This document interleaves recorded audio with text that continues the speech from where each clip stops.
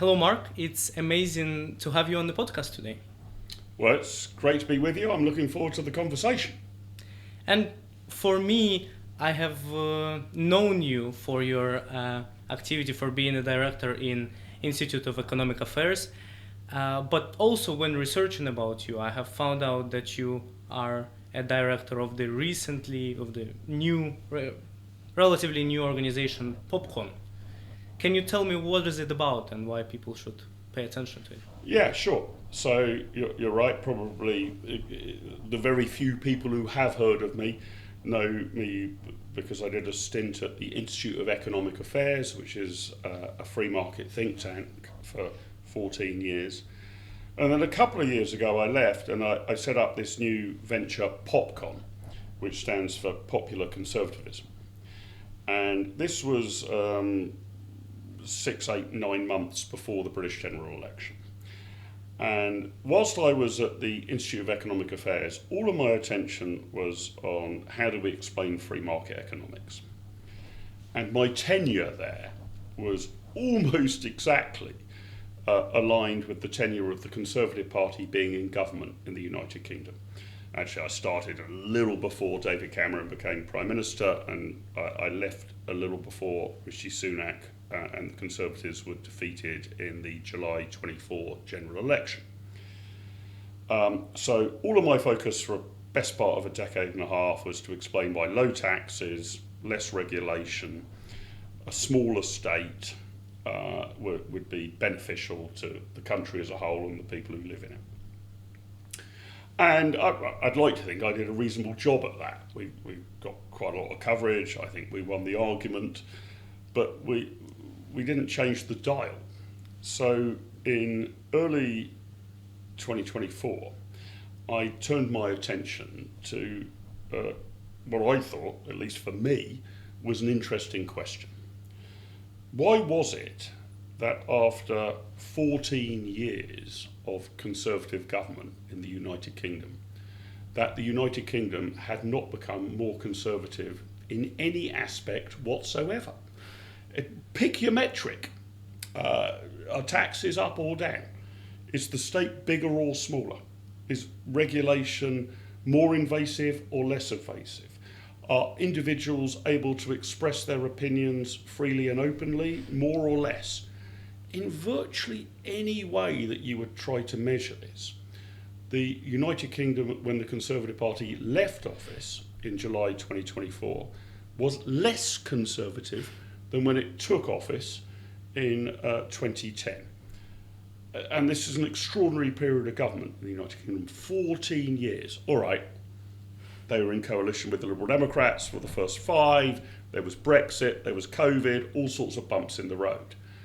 Nevertheless, a 14-year uninterrupted period with 5 Conservative Prime Ministers, the largest number of consecutive Prime Ministers from the Conservative interest in British history.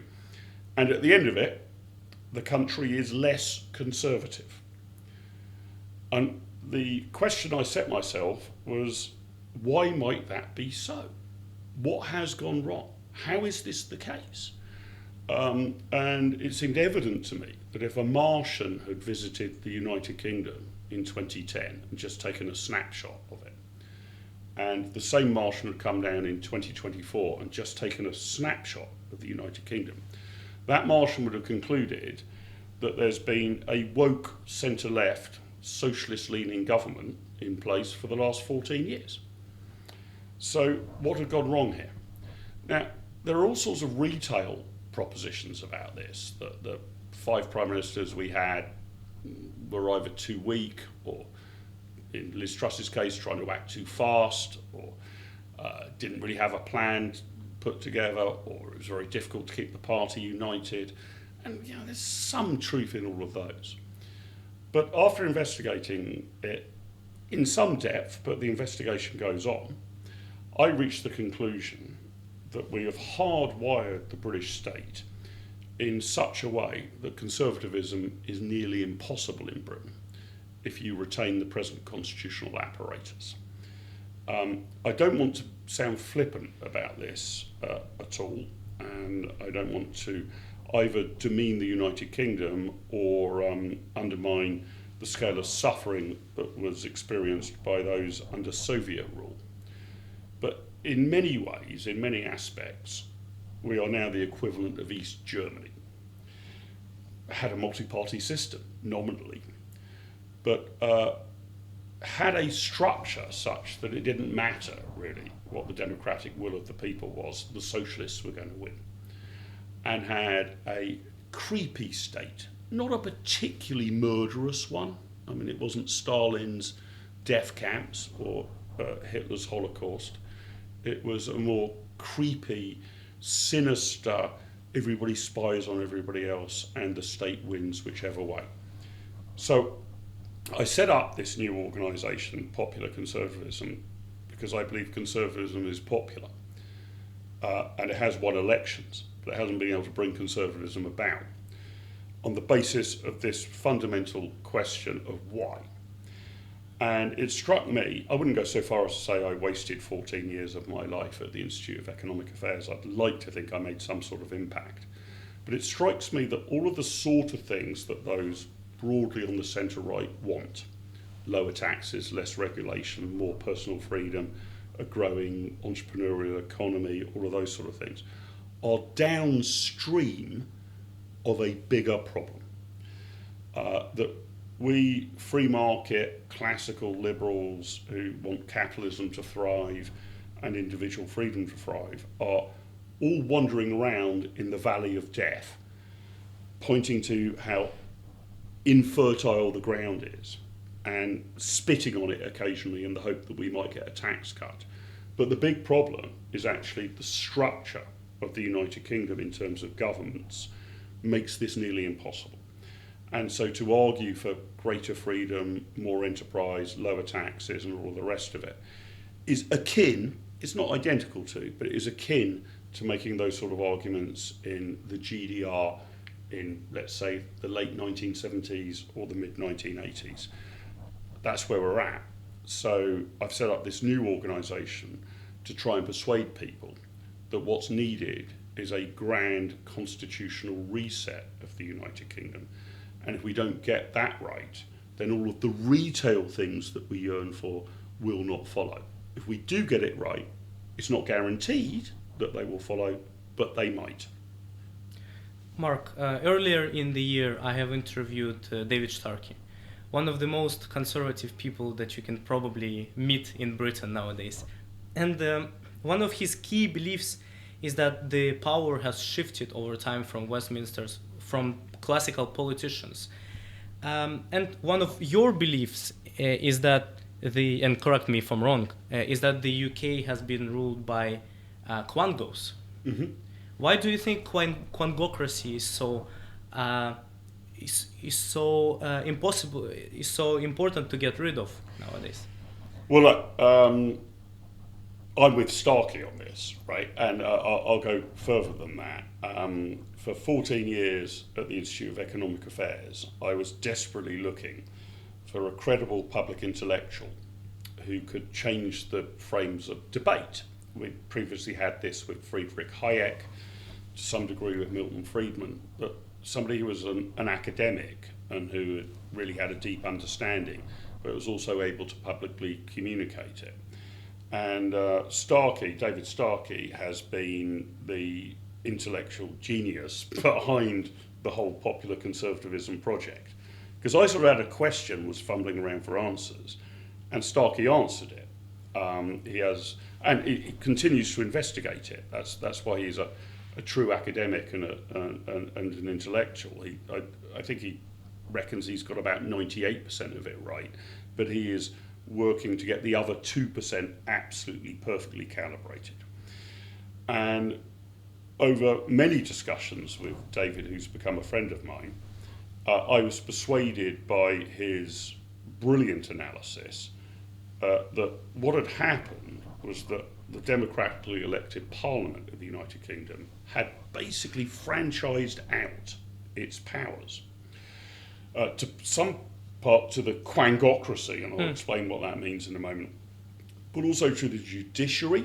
We now have a much more politically active legal system, making political judgments rather than merely legal judgments on a whole range of cases. So although we elect 650 people to represent us in the House of Commons, there's a danger that it's a bit of a Potemkin parliament. It's actually a bit ceremonial. These people aren't really in charge.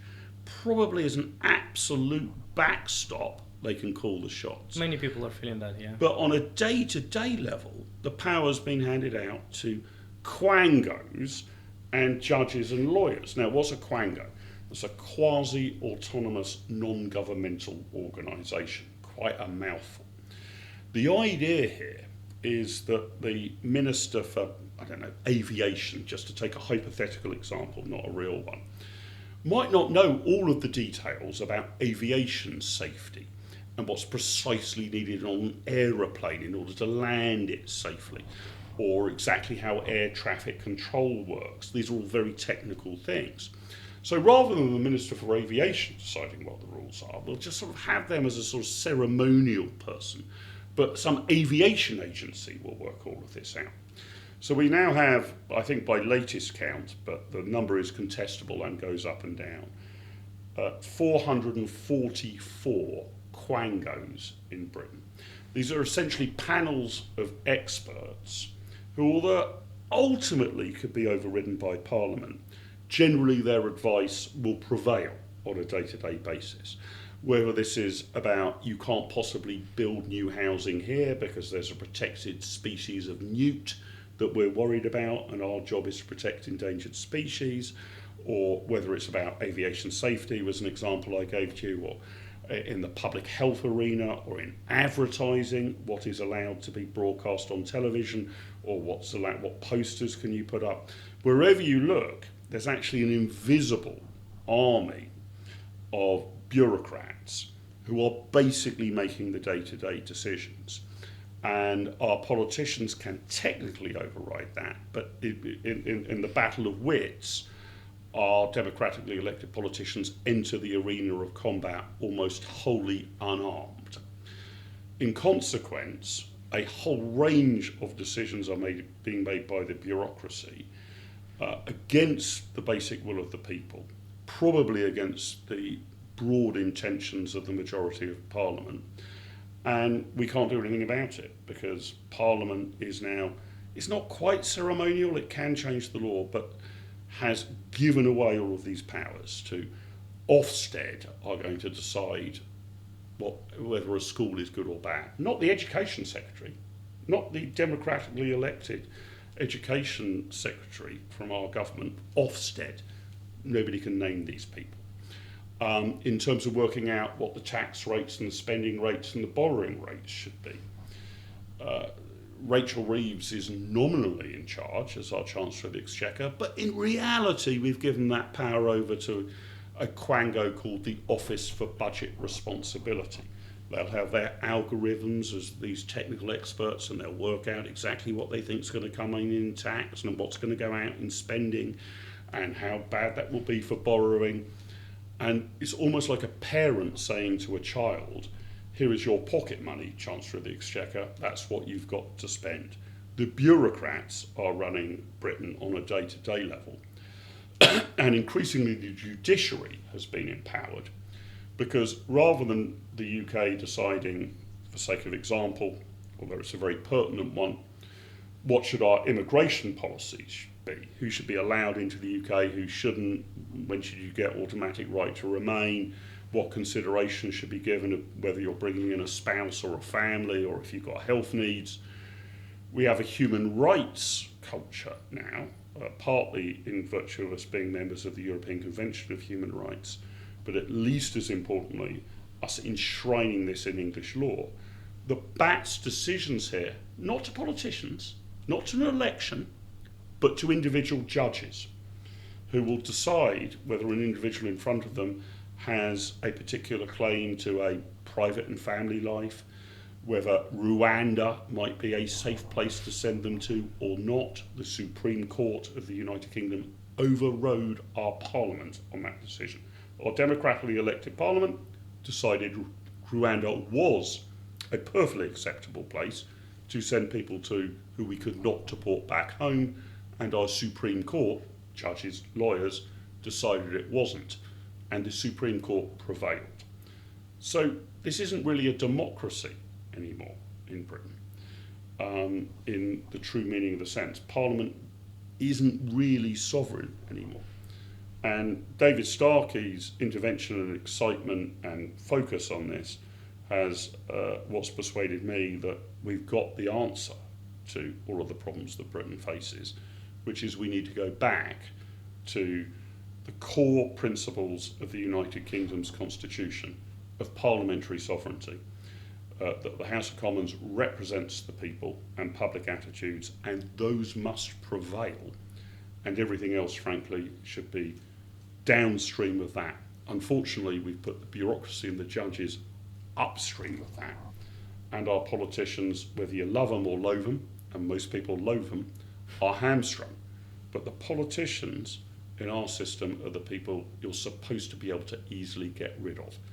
And at the moment, we are holding them to account for eventualities, outcomes that they're not really in control of. That's a system that is not good for either side of the political ledger, whether you're left wing or right wing. So we've got to get parliamentary sovereignty back, or nothing will change. We are now in a bureaucratic judicial death loop in Britain, and if we don't get out of it, things are just going to continue to get worse.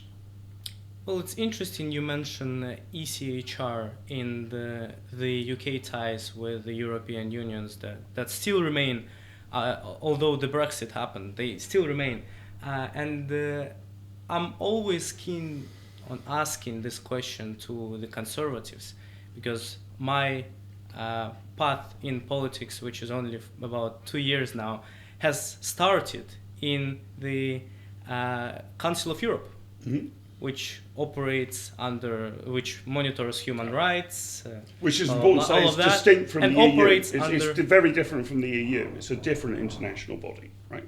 Well, it operates within the EU, but of course not all of the countries that are members of the EU are there. Yeah, these are separate international institutions. Yeah. Also, countries like NATO is a separate international institution. Exactly. Yeah. But in the same place, Strasbourg, I have also been to ECHR and have been explained by primarily Labour MPs, Labour lords, why is it so significant that we remain in ECHR? What's your response to those people? Why should we leave? And can we technically leave? Who is going to lead that process? Okay, well, so the first thing I'll say, it is significant, right? This is a significant constitutional position, whether you wish to be in ECHR or not, whether you wish to be bound by these rules or not. It is definitely significant. So I, if you like, admire the sincerity of the other side who are saying we must stay in. There's a lot at stake here. This is not a trivial matter about whether you wish to stay in or stay out. So it comes down to this, in my view.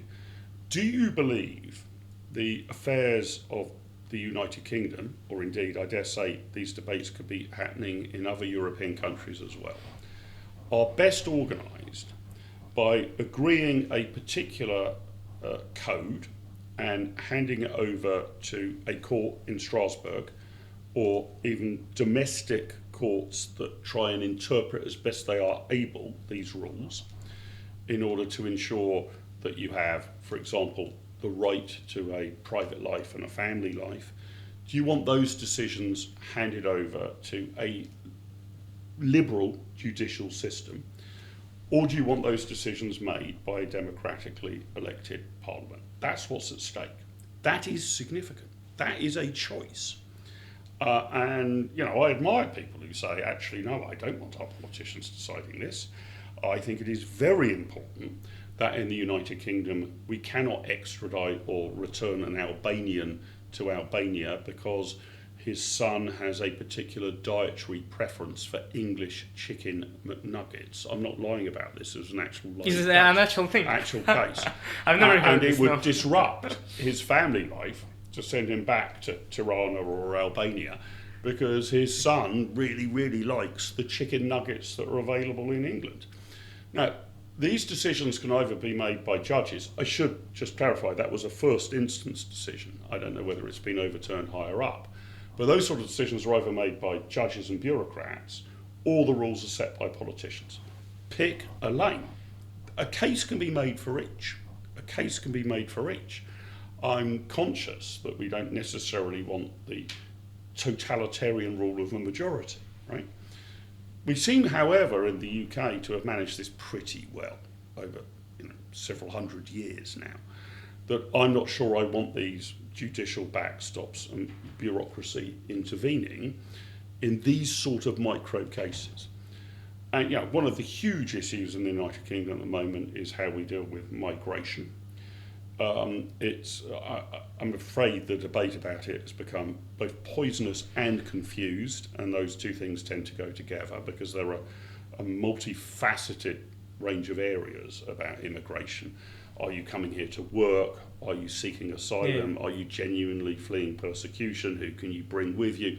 There's a whole range of it, and we're very focused on these small boats coming over from France to these islands, which is a part of it. By tens of thousands every year are coming in by that mechanism, but it's actually only a small part of the number of people who are coming into the United Kingdom. So what should our approach be to immigration? Someone who just puts their hand up in the air and says, I would like to move to London in order to better my life, or Manchester or Birmingham or Edinburgh. Here are my bona fides. Here is the job or offer I've got. Do I get in or not? Great, you're in. Do you get the vote? How quickly? How quickly can you become a British citizen? How quickly do you get permanent leave to remain? Can you bring a spouse with you? Can you bring children with you? That's immigration. And big questions about how we should handle that. My broad view is we should let you in if you're a net contributor and not if you're a net beneficiary. So if you can come in and say, I will be giving more, literally in cash terms, to the state than I will be taking out, come in. If you're good enough to play centre forward for Manchester United and they're willing to pay you £10 million a year to be their centre forward, I'm pretty much letting anybody in. You are going to be contributing more in tax to the state than you will be claiming in child benefit or the NHS or anything else. The different categories, asylum seekers, and these two get merged together. If somebody says, I'm a gay member of the Iraqi Libertarian Party, you have to help me. I have no money, I can't play centre forward for Manchester United, I have no skills, help me, feed me. How do you treat that category of person? And that second category we have handed over almost entirely to ECHR rules. They won't literally get to Strasbourg, that would be unusual. But the Strasbourg interpretation has now infected the entire judicial process in the United Kingdom, to the extent to which we will say yes or no. You can stay. We hear your plight and we agree with it. We will fund you. We will pay for you to have safe haven. Those two things do need to be detached. Migration for essentially lifestyle or economic reasons is one part, and asylum seeking is another. We've got both wrong, but they are two different things. One of the biggest problems, it seems to me, that has appeared under Starmer in Britain, not appeared, I mean it has existed before, but it has become worse under Starmer, is crime, especially in big cities like London, Birmingham. This is what I hear from all sorts of people that come across the crime, and hear a lot about crime gangs in the news. And Starmer seems to care about this, but I don't know whether he's capable of making really the change that people require. For example, on X, I found one of the quotes that he has published on X, saying, we have new powers to freeze their assets, shut them off from the UK financial system, and ban them from traveling to Britain. Is that realistic? Is that actually going to be Vladimir, I just want to be clear, are you talking about crime with regard to people smuggling or crime in general? Are you talking about shoplifting and armed robbery and rape and sex abuse, or are you I'd say specifically more people smuggling. people smuggling? Right. Because on the crime statistic, I think it's interesting. I mean, actually, the homicide rate, for example, is falling. Not that I would praise this government for having done anything to do that. The Labour government's proposition on people smuggling, on how people are crossing in small boats or finding other ways into the country, because for a geographically small country like the UK, there are some benefits of being an island, but unsurprisingly, our borders are porous, right? I mean, there are vast numbers of different ways in which you can land a boat somewhere in the British Isles. Huge. We can't police them all. We're not going to build the Berlin Wall or put up barbed wire fences everywhere around the United Kingdom.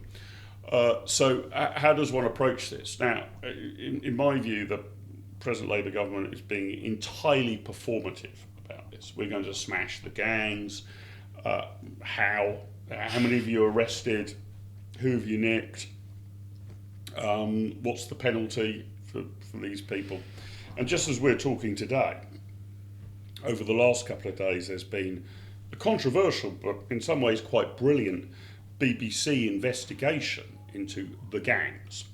One of the reasons it was controversial is the BBC handed over money to a range of people. So journalists were knowingly handing over money to criminals and secretly filmed them and investigated all of this. And have exposed it really quite well on the BBC website. If anyone who goes to bbc.co.uk can go and see it.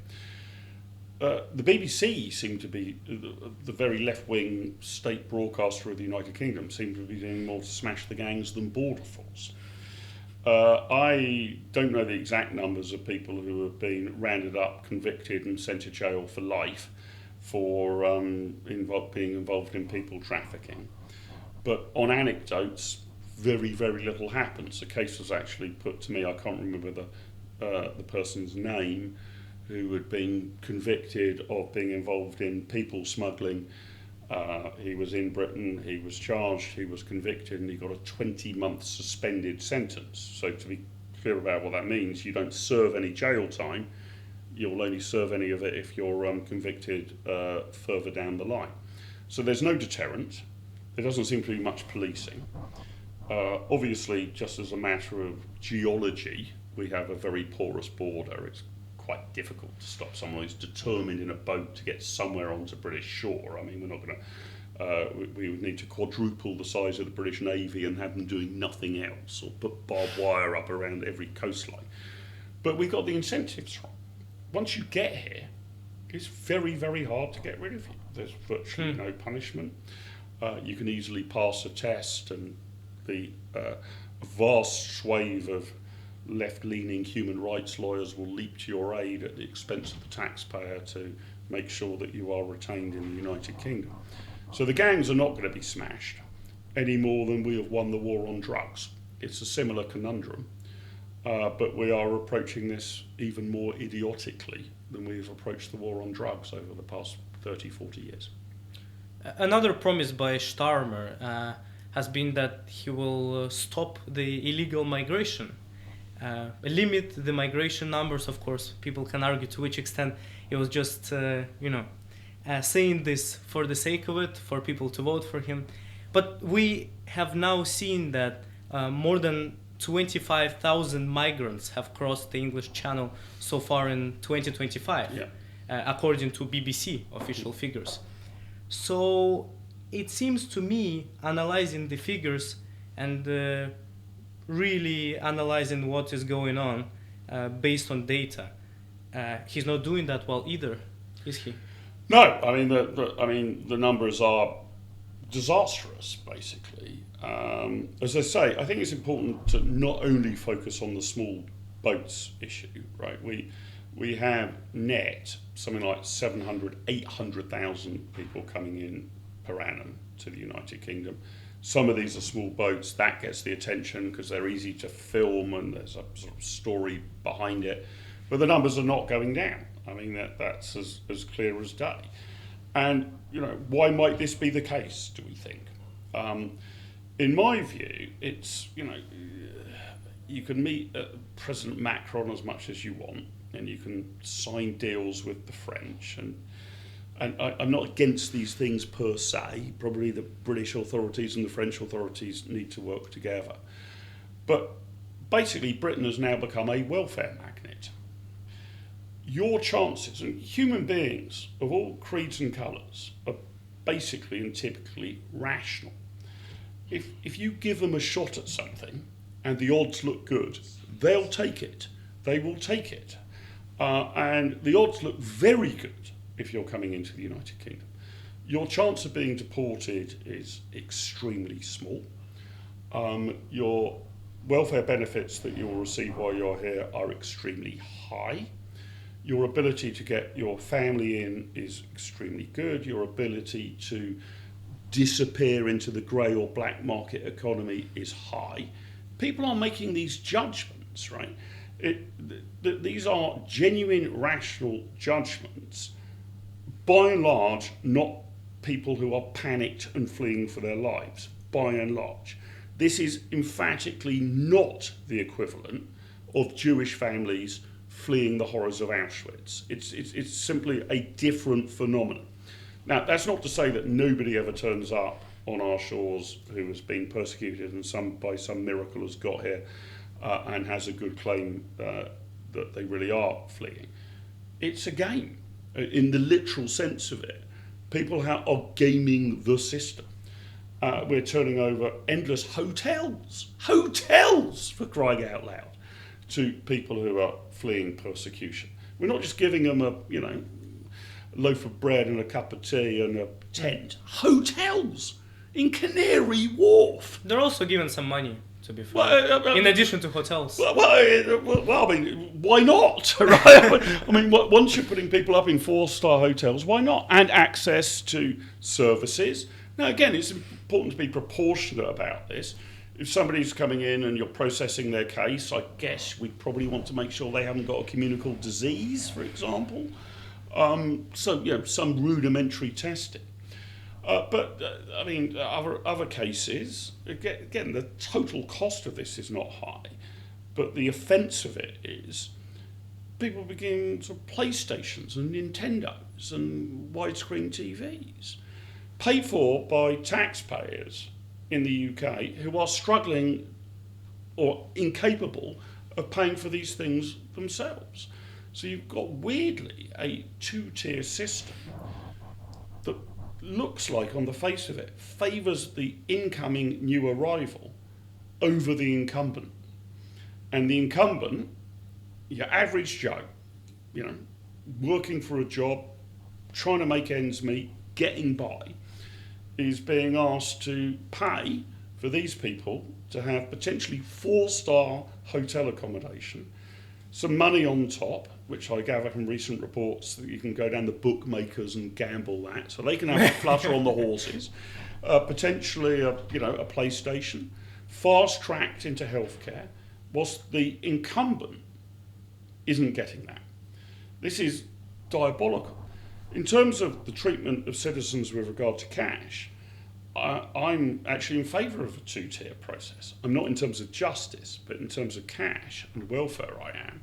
I think the incumbent indigenous population should be treated better than the new arrivals. So if Gary and Sarah, who live in Grimsby or Great Yarmouth or Southampton, are struggling to get through, but they've been paying their taxes for 10 years, no criminal record, etc., etc., I think we should tilt the system slightly in their direction against Alfonso, who's just turned up on a beach and is telling us that he's desperately needs to be put in a 4-star hotel for several months while we consider whether or not he's persecuted. I'll listen to Alfonso's claim, but Gary and Sarah from Grimsby are going to get preferential treatment from me if I were running the government. The government at the moment gives preferential treatment to Alfonso. That's why the British people are getting angry. Well, you mentioned Canary Wharf. One of my friends lives in Canary Wharf. I recently had a discussion with her where she basically said, I have seen in my eyes people being put to hotels near where I live, near my good apartments. while I contribute to the economy, while I pay taxes, I work here, and that seems unfair. That's first, and that seems illogical. And for me, as a Ukrainian, right, we have this thing in our political system where politicians are smart. Politicians are smart. That's why All right, corruption. that's one hell of a claim. Well, that's why corruption exists. Right, yeah. People can steal. They're smart, you know, not in good ways, but in their own ways.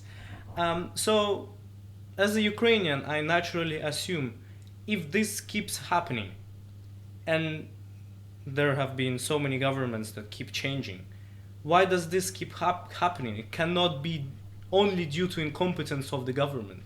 Well, okay, let me be a bit of a pinko liberal lefty for just a moment now.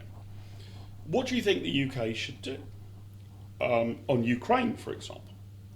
I don't know the exact circumstances by which you arrived here, but we offered Ukrainians safe haven. Should we not have done that? Should we not have done that? Should we have said, this is not our war, I mean, good luck to you, I hope you beat Putin and get your territory back, but, you know, I've got other things to worry about. Should we not have had a plan to allow Ukrainians to enter the United Kingdom and seek safe haven? There's an argument to be had about that. We had a very generous plan on that regard. So how are we to treat people?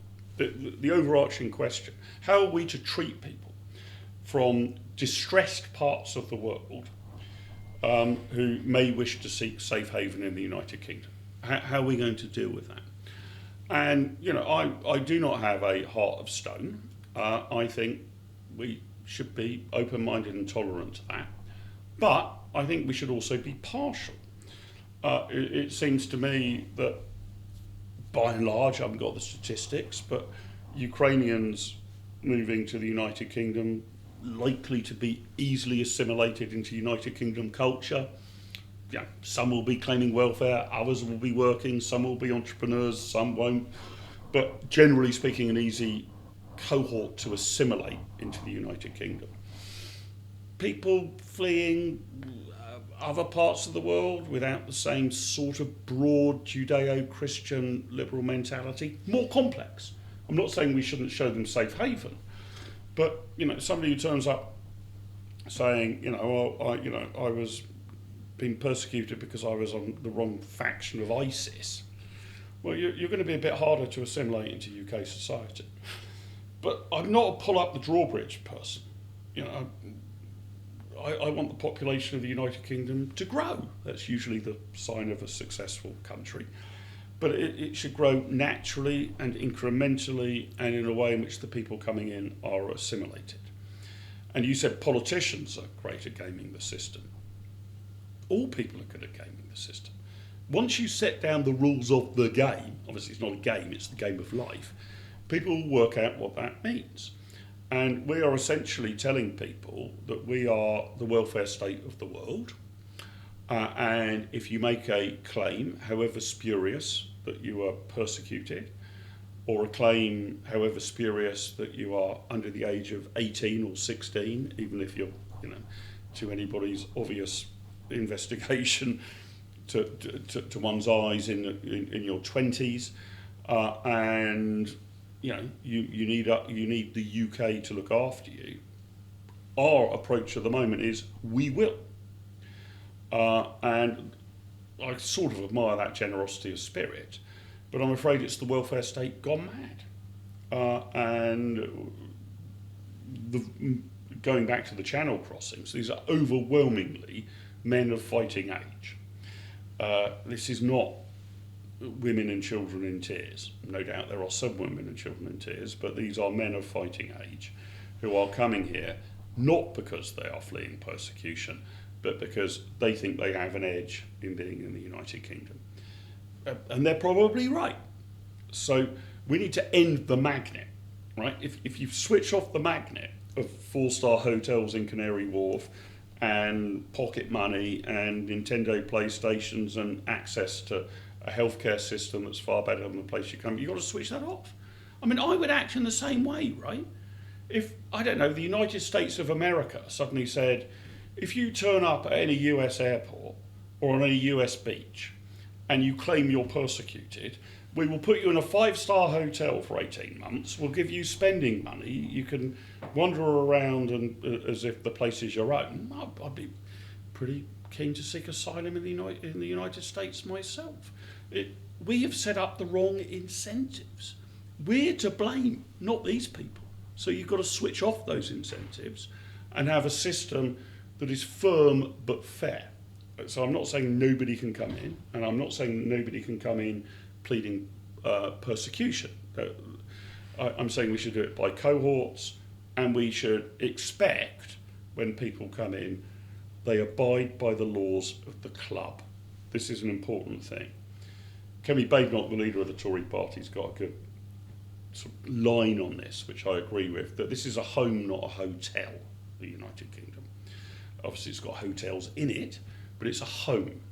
And if you wish to join Club UK, it's not just a question of arriving here, like checking into a hotel. You need to be simpatico and assimilatable into the UK's broader view of the world. Some of that's financial, which is easy to measure. So if you were to go through all of the numbers of how expensive it is to be a member of the UK, our present expenditure in the UK, government expenditure per person in these islands, is about £17,250 per person per year. That's what the government's spending on each and every one of us. It obviously varies enormously according to age. Young kids are in school, older people require more healthcare and treatment, probably people my age, probably lower cost. But generally, if you average it out, the membership fee is £17,250 per year per person. That's the absolute mathematical average. That should be the asking price. I mean, if you're not bringing in and giving to the state £17,250 a year per person, you're not paying your membership fee. I mean, this is true of a number of indigenous British people as well, but you're not paying your membership fee. That's the cost, averaged out. The second thing is, even if you are paying your membership fee, there's a kind of code of conduct that I think we expect in the United Kingdom. This is more nebulous. It's harder to measure. You can't put a number on it as you can in economics. But we expect you to be open-minded, support freedom of speech, be tolerant of other people, not to commit violent crimes, not to jump a 12-year-old girl because you believe that she's an object rather than a human being. All of these, we expect you to have a sense of humour and be open-minded. Mocking the Prophet Muhammad, in my view, is absolutely fair game. If you don't like that, there are plenty of countries in the world where you can go and live, but in the United Kingdom, in my view, that should be a common refrain of stand-up comedy. If it's not the club for you, either because you can't afford it or you don't like the rules, go elsewhere. Those are the principles by which we should determine and judge this. And what we've actually decided is there's no membership fee and there are no membership rules. And any club that decides it operates on that basis is likely to be undermined, exploited, and ultimately ruined. So we need to get back to some pretty clear rules about cash and conduct.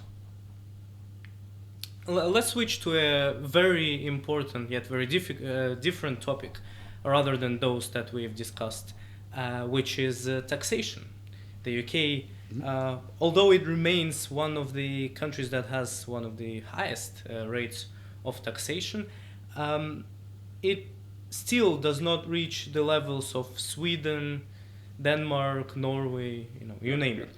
And critics of tax cuts say, well, why don't we follow the examples of those countries? You have been very outspoken about those countries, about the comparison between the UK and those countries that people make, especially those on the more socialist side will say, well, why don't we follow their example? Their public services are working fine. The people are getting what they're paying for, essentially. That's what they're saying. So why is the same not to be implemented in Britain? Yeah, so I guess your question, Vladimir, is why don't we just become a full-blown Scandinavian country? right? This is what the kind of social democratic left in Britain have often argued for. Just look at Sweden, look at Norway, look at Denmark. I mean, places of bliss, and places where the tax rate is somewhat higher than it is in the UK, isn't the way to realise that total nirvana and utopia, just to put our tax rates up to the sort of levels that are faced by Swedes and Danes and Finns and Norwegians. It's a really interesting opening proposition by those on the social democratic left, and one that shouldn't be immediately dismissed, but one that, fortunately, when you delve into it, can be dismissed, because there are a vast number of differences. The first is to say that actually the overall tax burden in Western Europe is broadly the same throughout. There are not enormous outliers. Okay, it is true that in Scandinavia the tax burden is modestly higher as a proportion of GDP than it is in the United Kingdom, but it's not earth-shattering, right? It's not sort of moving from some anarchy into some sort of North Korea. I mean, it's at the margins. We're talking a few percentage points by and large. You might want to turn the dial a few percentage points, but let's just be clear, we're in nuanced numerical land here. This would not be transformative if we put our overall tax burden up to Scandinavian levels. It would be roughly in tune with the way we've behaved over the past 20 years anyway. So that's the first thing. We're unlikely to be transformative. Second thing is that there's a huge amount going on in Scandinavia that the social democratic centre-left don't seem willing to embrace as part of this project for nirvana. Let me give you an example. Although I wish it had gone further, about 15 years ago, the United Kingdom brought in a concept of free schools.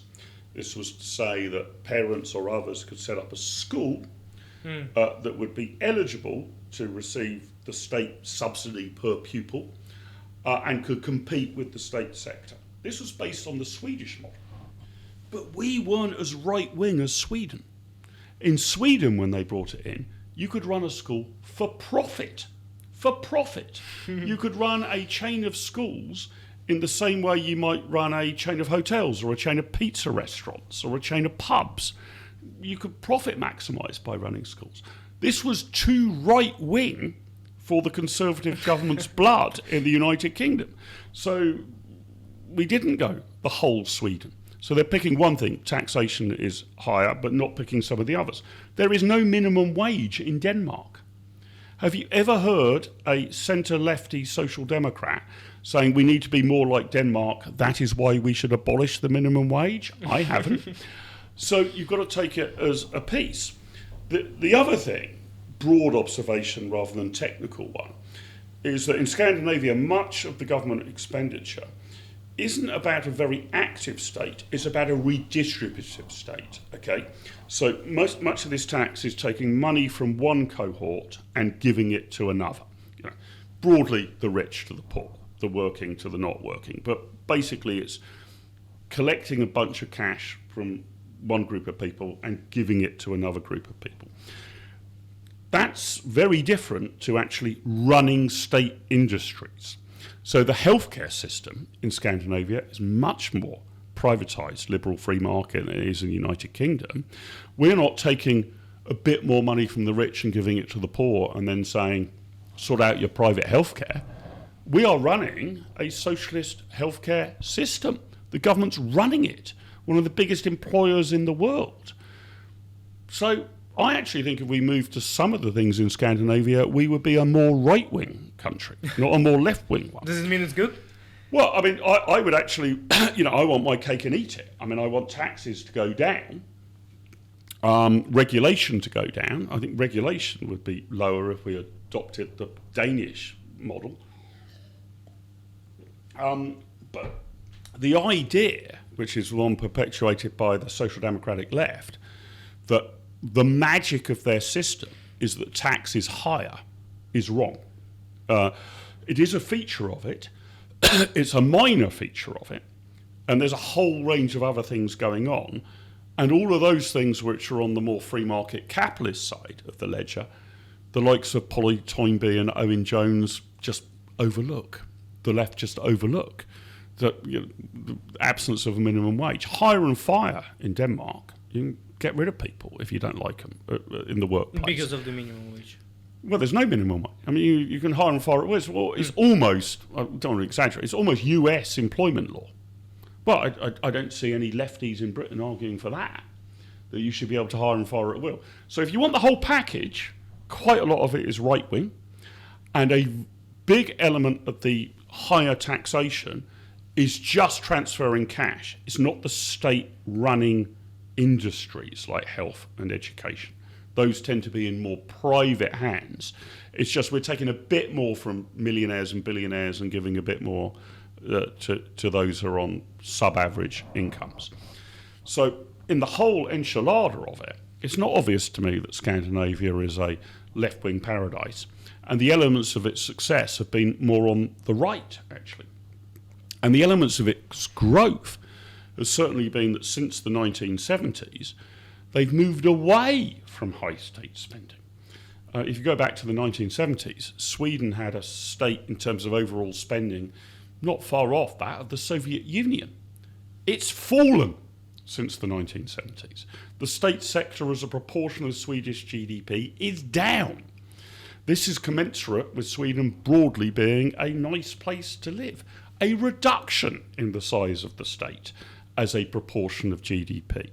So although I'm not advocating let's all go full-blown IKEA and Danish bacon and all the rest of it, we don't need to copy that model. Well, I'm saying I'm sceptical when people come in and say, well, let's just take this tiny little bit of it and apply it here.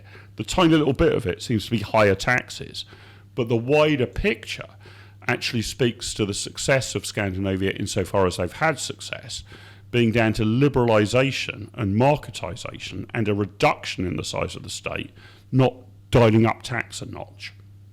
Well, as a response to your point of view, many of those people will say, okay, Mark, this sounds reasonable, but how about, and I'm sure you have heard of many people who are advocating for this. Have you ever heard of Gary Stevenson? Oh, is he the patriotic millionaire? Yeah. Popular in social media advocating for higher wealth taxes. Increasing wealth tax. Yeah. Why don't we do this instead of taxing everyone, instead of increasing the tax rates for everyone, taxing only those who can afford it? Right, well, who can afford it is the question, right? So wouldn't it be nice if none of us had to do any work or be productive at all, because we could just live off the fat of the land of the billionaires who exist around the world? Wouldn't that be absolutely wonderful? I would take that. Well, many people would. Unfortunately, you've got a bit of a problem here.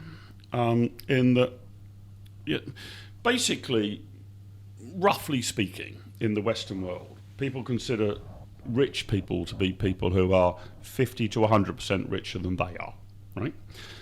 Many millionaires don't consider themselves to be particularly rich. They're just inured to the circumstances in which they have found themselves. They are also incredibly mobile. I think they tend to be more philanthropic, if anything, than the average person, but their philanthropy is not limitless. So let's imagine a world in which your podcast goes supernova and you're the new Joe Rogan of the UK in the coming weeks, and you're suddenly on a salary of, well, your income is, let's say, £10 million per annum. And the UK government says, you know what, Vladimir, we're coming for you. We want 2/3 of that. I mean, you're rich. You can surely get by on £3.5 million per annum. What on earth are you going to do with the other 7 million? What would an objective observer think that Vladimir might do here? I suspect you would be quite tempted to move from this podcast studio in North London to a podcast studio in Las Vegas or just do Singapore it or South Korea, or move to Honduras and do it online. So people, again, discussing earlier about how those coming into the country respond to incentives. So do millionaires and billionaires. They will leave, and they already are. The number of millionaires fleeing the United Kingdom is now the highest in the world, with the possible exception of China. Whether you consider this a brain drain or not will depend on how intelligent you think millionaires are. But it's definitely a cash drain. Why? I mean, I'm a football obsessive. Given all footballers in the Premier League earn vast sums of money, huge sums of money for kicking around a spherical piece of leather every Saturday for 45, 46 weeks a year. How about this? Why don't we just bring in a footballer's tax and just say, well, you're earning 10 million, but we're going to have 90% of it. You're still going to be on $1 million a year to kick around a football for Manchester United or Chelsea or, in my case, Southampton. Not that we're quite at the level of Manchester United or Chelsea, but $1 million a year. The rest goes to the state. What do you think those footballers might do? I suspect you'd find a good number of them going off to play for Barcelona, Real Madrid, Paris Saint-Germain, Juventus, Inter Miami, Anderlecht, Club Bruges, you name it. They will leave. You can't keep plucking the golden goose this hard. And especially you can't do that if culturally it appears that you hate them. You would think through our broad political narrative that the rich in Britain are loathed. No thanks is given to these people. I mean, I would like to live in a Britain in which people who have paid a particular amount of tax, I don't know what the number would be, get a plaque put up to them on a hospital or a school. It's thanks to Vladimir that this school or hospital is operational. He paid £1 million in income tax over the past 10 years. He should be honoured, not reviled. And like all human beings, whether you are a millionaire in Britain or somebody with very limited money trying to flee into Britain, you're affected by financial incentives. And if we go after the rich, which we already have done, they're going to leave. They're going to leave. So our present business model is to vilify, punish, and scare off the rich, and to assimilate in, to invite in the unregistered, unidentified poor, and to give them things. I don't think that's a sustainable business model. Mark, I'm aware I have promised you to roll with this podcast for less than an hour, but we're getting close to an hour. How long is it? We're getting close to an hour. But I must ask you this last question. I promise. On the Conservative Party, as it has gone through a very interesting and in many ways disturbing journey after the 2024 election, when many people said it has to improve, somehow they have to find a way to improve, right? And we can see that the opinion polls under the leadership of Kemi and the opinion polls of the party has actually gone lower. Yeah. So why has that happened, and what's the required change that the party has to undergo to attract the voters back? Yeah, two great questions, and two questions that I spend most of my waking hours and a good number of my nightmares dealing with. How could it be the case that the British Conservative Party got its worst result since democracy began in the general election of July 2024, and since then things have got worse, right, if you're to believe the opinion polls? I think the Conservative Party got about 24% of the vote in the July 2024 general election, and now, if you're to believe the opinion polls, about a third of that has disappeared. Why might this be so, and does the Conservative Party have a future? So I think the reason it is the case is that the challenges facing Britain have brought about a realignment in political thinking, such that the old traditional parties, being Labour, if you like, on the liberal redistributionist left, and the Conservatives on the socially conservative capitalist right, very broad brush terms, that was roughly how politics was done for the best part of the last 80 years. And you were more or less a member of one tribe or the other. The key thing that would divide you, the first thing that would divide you would be your approach to economics. if you were a free market, low tax, capitalist leaning kind of guy or gal, you'd probably find yourself in the Conservative column. If you were extremely worried about inequality, that the rich had too much and the poor had too little, and much more needed to be done to get money into the pockets of the poor, and that the state probably had an advantage on running industries rather than the private sector, you'd find yourself on the Labour side, the left side of the ledger. There were the other cut across the sort of how do you feel about personal freedoms, gay marriage, the war on drugs, freedom of speech and the rest of it. That is a secondary issue which would divide people over and beyond economics. But that's basically how it divided up. Social conservative capitalists against liberal lefty redistributionists. Not just in the UK, in pretty much every Western democracy. That's changed. Those are no longer the way that people find their political tribe in the electorate. The big dividing issue now, the primary one, is not economics, it's identity. What do you think of your nation? Are you proud to be British / Italian / American / German? And do you believe that your country is something like a club that has a certain degree of exclusivity around it? Or do you just believe that you live on a landmass, come one, come all? You're agonising about the horrible parts of your history in which your great-great-great-great-great-great-grandfather enslaved somebody or went to war with some ethnic minority, and you're probably happy to be on the landmass, but you feel deeply ashamed of your presence here. Identity. And I guess, one element of that was remain or leave on the Brexit referendum. Not a perfect filter for it, but of that sort of ilk. One element of that's how you feel about immigration. Is it come one, come all? One element of that is whether you believe that we should have international judges deciding what freedom means in Britain, or whether we should set the rules ourselves. Identity is now the principal divide in politics.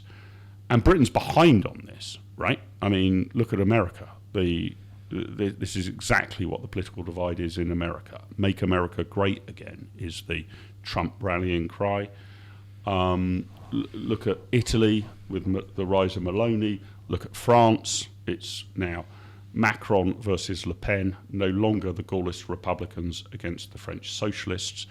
Germany's probably about where we're at. It's not totally obvious the establishment parties have died, but wow, they're going backwards. The Christian Democrats are just about clinging on, but huge rise in support for AfD, and the SPD, the Social Democratic Party, almost on its knees. So there's a complete realignment of political thinking, and the party structure will adapt to that. Now, the question for the British Conservative Party, after that long intro, is will the Conservatives adapt or die? And there seemed to be a window immediately after the Brexit referendum in which the Conservative Party was going to appeal to a new and different cohort, the so-called red wall seats, patriotic, broadly white, working class people who delivered Boris Johnson a landslide in the 2019 election. However, since then, in a range of ways, the Tory party has reverted to type. It has not yet worked out this new reality, and you have to pick a lane. If you don't pick a lane, you will get completely mowed down in the middle of the road.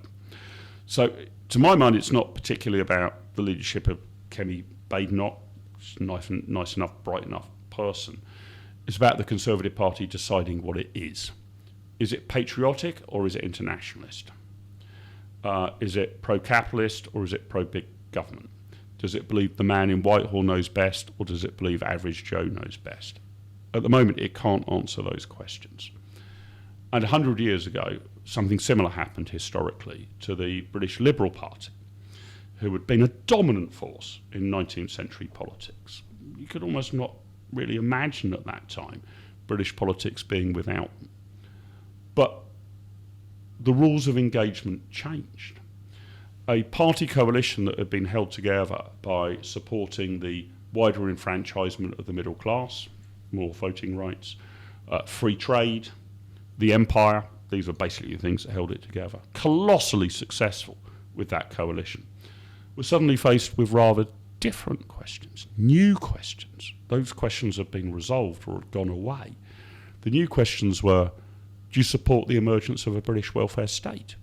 The British Liberal Party was split down the middle on that. Particularly apposite question, do you support conscripting men to fight a world war? The Liberal Party was split on that. So the Conservative Party's got to pick a lane on the new issues. We're no longer fighting the Soviet Union or working out whether capitalism or communism is the best thing. We're now deciding on, do you think net zero, carbon net zero, is a necessity to save humanity, or do you think it's a farce? Pick a lane. Do you believe women can have penises? Pick a lane. Some people do, some people don't. Do you believe that Britain can be an independent democratic country, or do you believe that we need to be part of a wider international human rights community? Pick a lane. And the problem is the Conservatives, now, a bit like the Liberal Party 100 years ago, haven't picked a lane. Now, it doesn't really much matter which one they pick, but the Conservative Party can't keep insisting that on the big issues of our day, that the answer to every binary question is 0.5, because that definitely isn't the answer to a binary question. The answer to every binary question is 1 or 0, and the Tories are in danger of saying it's 0.5 to each of them. That doesn't mean the Tory party is finished. It has been in existential moments of crisis like this before, but it has always reinvented itself and adapted. And if it wants to reinvent itself, the adaptation it needs is not really about the personality of the leader. It's about adopting an entirely new creed. And the Conservative Party has been able to do that from Peel through to Disraeli, through to Baldwin, and on to Macmillan, and then Thatcher. And it needs to do it again. And it's not a nuance, it's a total shift. If that total shift doesn't happen, the party's dead. Well, let's hope for the party to stay alive, and thank you so much for the discussion. It has been such an amazing ending to the podcast. It's been great to be with you. Thanks so much.